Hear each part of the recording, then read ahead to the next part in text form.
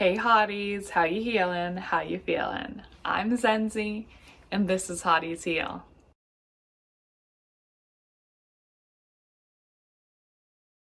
So hopefully you guys don't hear too much noise outside. I think my neighbors are like up to something. Like I saw a wood cutting table and yes, I hear like heavy machinery out there. So hopefully you guys aren't picking up on it. But if you are, sorry.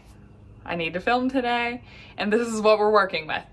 Gotta roll with the punches. Such is life, right? So I'm going to continue talking about what it was that I was talking about in the last episode, which is just a continuation of my ayahuasca experience. But it probably will teeter into medicine and big pharma, insurance briefly, and federal regulations. So putting on my smart girl hat today, I did some research and I am ready to go. But before I dive into the more political, yeah, I would say it is political because the government and whoever else they're working with are the ones controlling our lives here. So, I mean, it's political, but human rights shouldn't be political. But that's getting off on a tangent. I'm gonna start with my ayahuasca experience. And in the first episode of this mini series, which is only gonna be 2 episodes, I talked about my first night and the intention I had. So today I'm gonna talk about my second night, and my intention was to gain a deeper understanding and awareness of myself, as well as sort of harnessing and tapping into my abilities. When I speak of these abilities, I'm talking about the clair abilities, and for those of you who don't know what they are, I'm going to briefly go over all of them. So there are 6 clair abilities, and I happen to have all 6. And this is actually where the term the sixth sense came from. It's kind of a tongue twister. Say it, sixth sense, sixth sense. I have a lisp. Can you do it? But yeah, sorry. I'm in a silly, goofy mood today. But yes, I have the sixth sense, and long ago, most people did. But this was before our world became focused on the material instead of spiritual. But we are made up of mind, body, and spirit. Most people are only focusing on mind and body because those are the things that we can say are real. But spirit is also a part of us and is something that most people need to be tending to. Actually, not most people. Everyone should be doing it, but not everyone is. But it's not my job to judge or tell people what they should do. I can just speak about what I'm doing, and if you relate or you are interested, you can follow along. But anyway, once again, tangent, per usual. If you know me, then you know. Actually, not a tangent, because the reason that we've been strayed away from these gifts by the people in power is because they want to keep us reliant and controllable to them. But I digress. Now back into the story.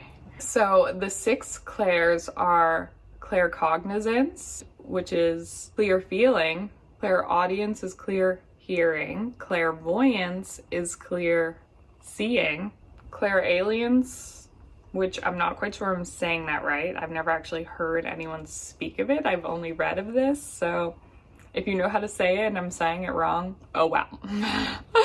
Well, clairaudience is clear smelling, and claircognizance, which I could also be saying wrong, once again, moving along, is clear tasting. Now, even though I have all 6 of these abilities, some are stronger for me than others. And I have 2 in particular that I work with a lot in my everyday life. The first one being claircognizance, which is clear knowing. And this means information just pops into my head. I know it sounds crazy, and for a long time, I genuinely did think I was crazy. I was gaslighting the shit out of myself. But this is an actual ability that I have. And I have had on multiple occasions people say to me like, how do you know that? How did you know that? And usually I'm like, I just do. Because the average person, if you try to tell them, well, I'm psychic, they usually look at you like you're woo-woo crazy. And though I've had my buck wild tendencies, my sanity is there. And the same goes for clairsentience, which is clear feeling. And this one was hard for me for a while because it's kind of uncomfortable at times to feel what other people are feeling, especially when they're not always aware that you're feeling what they're feeling. But as I learn to be firmer in my boundaries and get to know myself better and am able to decipher what I'm actually feeling and what others are feeling, because I don't know about others, but with this, what this ability has done to me is at times I'm like an emotional sponge and I can absorb what other people are feeling, and then all of a sudden I would just be like feeling away and I don't know why. But now that I have firmer boundaries with people and, as I said, I'm getting to know myself more, it's easier for me to establish that baseline for myself and also acknowledge when I'm picking up on other people's emotions and when they're my own. One really nice thing about this gift is that I always know when people are lying, and I might not call it out always, but I always know. I can smell bullshit from a mile away. And people might think they've gotten one over on me, but they have not. I just don't always feel the need to call people out, you know? I think people always know when you know that they are lying, and that's internal torture enough for them. And it's also one reason why I particularly avoid lying. I mean, most people shouldn't lie, but I would be lying if I said I didn't tell a white lie or two. But lying about big things, I just can't do it. It comes off really inauthentically for me because I live off of how I feel, and I also, I like literally feel my way through life. So it's just better for me to be honest and authentic. And I could say the same for everyone else, but not everyone's ready to show up that way. And once again, I'm not here to judge. So those are my two most powerful abilities that I work with frequently. My second tier, which is like the ones that I have and I can tap into, but I'm not as grounded in those abilities, would be clairaudience, which, you guessed it, is clear hearing. And when I say I can't control this as much, it's like, I think it's the way that the universe, spirit, God, the higher powers that be communicate with me. So I haven't really been able to pick and choose when that happens. I think as I get deeper into my spiritual practice and I learn how to be in a meditative state, I will be able to more willingly and controllably harness these abilities. But for now, it's very random and happens when I'm channeling or when I'm speaking like this. Though I have taken notes today because I wanted to make sure I didn't forget everything, so it won't be as free speech, but there's still an ability for spirit to tap in with me and to tell me something that needs to be said to a viewer or to myself. But an example of me experiencing clairaudience is when I'm channeling, random songs that pertain to what I'm talking about will pop into my head. And sometimes I don't even know these songs. And I know that sounds weird to say because, like, how could I hear something that I don't know, or how, like, think it on my own if I don't know it? It's because spirit is speaking through me. I don't know why I just sang, but yeah. Oh, I probably sang because I was just talking about songs, but yeah, spirit is speaking through me and I will randomly hear songs. Another way is if I'm speaking to other intuitives, or I'm speaking to someone that I love and that I'm close with, I can know what they're gonna say before they say it sometimes. That one has been fun for me because I never like call it out normally, like, because it'd be rude to cut someone off when they're speaking, but I'll hear it in my head first and then they'll say it and I'm like, that's so cool, I freaking love that. Might be psychic, but I like it. That's the Chris Brown and Jack Harlow song, and it slaps if you don't know it. I think they wrote that about me, but anyway. The other one of these second tier abilities is clairvoyance, which is clear seeing. This gift is also very random for me. Like, I'm not tapped in as most people who have this ability could be. Like, when I, in the past, have thought of clairsentience, I've thought of like mediums, people who, like that little boy from that movie, he's like, I see dead people. I don't see dead people, and I'm not like willingly able to connect to the other side of spirits who have passed. At least it's not a gift that I currently have. I think when you have these abilities, the more you work on them, the more tapped in you can be, but I currently am not a medium, to my knowledge. This gift shows up the most for me in my dream state. I have had dreams of past, present, and future. And here are some examples of that. I had a dream about my late paternal grandmother without knowing it was her or anything about her. Which, trigger warning, this is gonna get a little dark, so be prepared for that. I had a dream about a woman getting shot in a park around the fall. I had no clue what this meant, didn't know who the woman was, didn't see who shot her, just saw her being shot in a public park in the fall. I later found out that that's how my dad's mom passed, and he was only 7 when this happened, and I had never heard this story before. My dad never shared this with me. I knew that she died when he was 7, but I didn't know the details until way later in life. Secondly, this is just silly, but I have a friend, and she'll probably know who she is when she watches this, who was supposed to come visit me, and the night before she came, I had a dream that she was gonna tell me that she wasn't coming anymore. There's so much noise, sorry guys.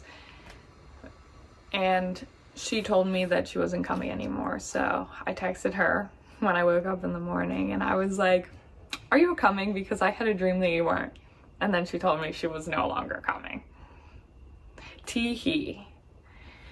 The third example of this, which we'll call this a future event, is that a friend and I were having some turmoil and we hadn't been speaking, but I knew this person was going to be moving away, and I had hoped that we would be able to say goodbye to each other before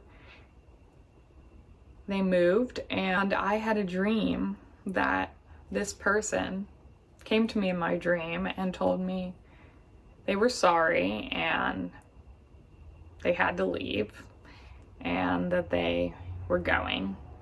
And it wasn't as straightforward as me knowing that they had moved away, but I woke up that morning being very confused because it was like kind of a somber dream and feeling. And like 2 days later I found out from this person's roommate that they were moved up, or they were moving up that day. And I ended up talking to this person a few weeks down the line, and actually, similarly, I was sleeping and I heard my voice telling me to wake up and look at my phone. And I did, and I looked at my phone and I had messages from this person explaining the situation and apologizing to me. And yeah, so once again, psychic as F. The last two gifts that I have that are a little bit rarer for me to experience and quite random, I cannot control them. Clear tasting and clear smelling, which are called, well, actually, I'm not going to say what they're called because I don't think I'm saying them right, and it makes me self-conscious to say it. The clear smelling, my mom used to, and still does, but she has smelling issues now because she got COVID and her smell never went back to normal, which is sad. But my mom used to always say that I had a nose like a dog. I could sniff anything out, and I think that's widely attributed to my clear smelling. Some examples of this are, I would go to an after-school program in elementary and middle school, and during the nicer seasons we would play outside after we finished our homework, and I would always be able to smell my mom before she ever got there, and I would know that she was coming because I would say, like, I smelled her from wherever. Also, I have a family member who passed. Actually, I have two family members who passed that I had decent relationships with, and they both smoked cigs, and I will randomly smell cigarettes all the time, and I think that's just them like popping in, saying hi. In regards to clear tasting, I will have not even eaten yet and get a clear taste of a particular and specific food or meal, which after reading and learning about all the different clairs, I realized I had that, because it's not like, oh, I'm craving this. It's just like randomly out of nowhere, I will seriously taste it. And this happened during the second night of my Aya experience. I was tasting pineapple so clearly, and I was just like, wow, it tasted so good. But then it actually did make me want to have it. But speaking of ayahuasca, let's chat about the second night and how this all relates to that. Well, one of my intentions was to be able to harness my abilities, but I took 2 doses on the second night, and this contrasts to the first night when I took 3, but I only needed 2 on the second night. When I took the first dose, everything was super hectic. It was so crazy in my mind. Like, my inner voice just was a chatty Kathy, and I really wanted me to be quiet.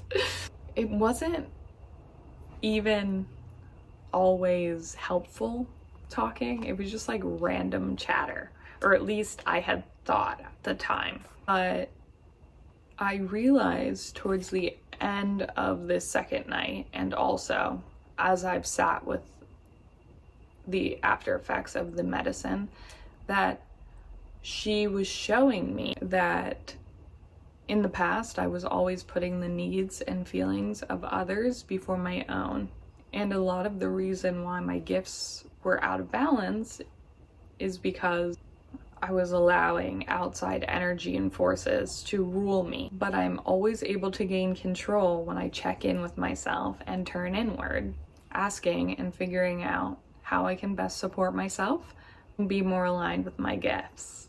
And this whole time during the first dose, before I realized what was going on, I heard a voice that was not my own saying, just be, just be. And it would come in every time I would get annoyed with my inner voice for talking so damn much about the most random things. I would hear her come in and say, just be, just be. And like I just got chills as I said that, because it was just one of the most calming voices that I've ever heard. I don't know if it was Mother Aya or a higher being, one of my spirit guides. I have no clue, but it was there. By the second dose, I was able to find my Zen, so to speak. I found inner peace. I felt my strength and saw my future. And I know that sitting here doing this with whoever is checking in is going to be how I build my legacy. Hotties Heal will continue to show up and show out.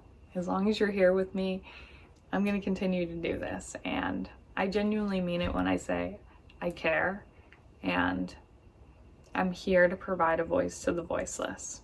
I learned, but I also felt before, but this just confirmed it, that I am meant to be a guide for those on their spiritual journey, helping people along the way.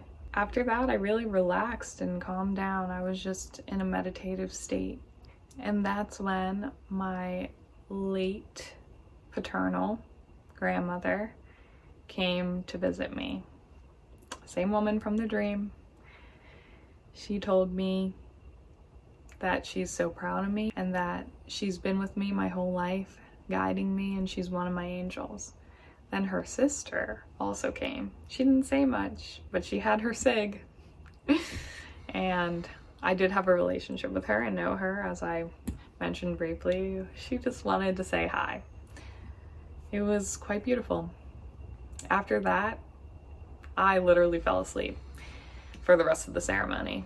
And I woke up feeling so rested, so at peace, so happy, so grateful. And I reflect back on those moments a lot since getting home, because I think it's so important to have an attitude of gratitude. So if you've ever wondered about ayahuasca, I encourage you to do your research, read about it, watch some videos, talk to other people. I think anyone who wants to experience this absolutely should. And to the naysayers who feel like it's a drug, or the people who are using it incorrectly as a drug, I tell you this. Ayahuasca, weed, mushrooms are all 100% derived from a plant. And what the actual drugs are the pharmaceutical pills that you're putting in your body.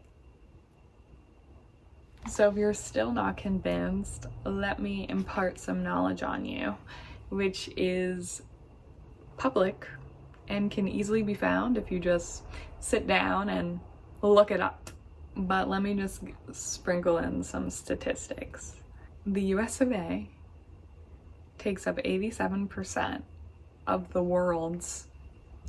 globe, pharmaceutical medication. So if we put our faith in modern medicine, we could assume that we would be one of the healthiest nations, right? Wrong. We are 68% in life expectancy. But we're told that these prescribed medications are good for us and helpful. So why aren't we healing? And that's because in the early 1900s, John D. Rockefeller, you may have heard of him, wanted to migrate his product into modern medicine so that he could make more dollar bills, y'all. And for those of you who don't know who John D. Rockefeller is, he is the oil tycoon. So just let that sink in. So he started producing medicine with petroleum. And down the line, it was discovered that petroleum-based medicines led to cancer. So what did he do? He funded the American Cancer Society to make everyone shut up about it And it's just fact that all natural healing properties are rooted in plants. And before this point in time, all medicine was natural, aka they came from plants. But Mr. Rockefeller knew that he couldn't patent a plant.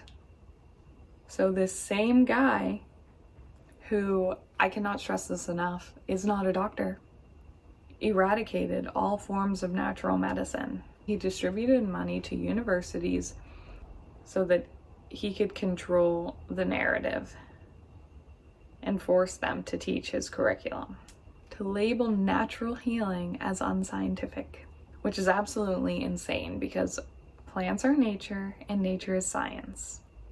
The word photosynthesis is literally a scientific word and is based on plants. So the math just ain't mathin'. Doctors that tried to continue with their natural medicine were either quite literally jailed or stripped of their titles and licenses. Rockefeller then took it a step further and bought all of the books that the little children learned from at school and owned all of the marketing outlets. So he was easily able to gain control and curate the narrative that he wanted us all to learn here in America.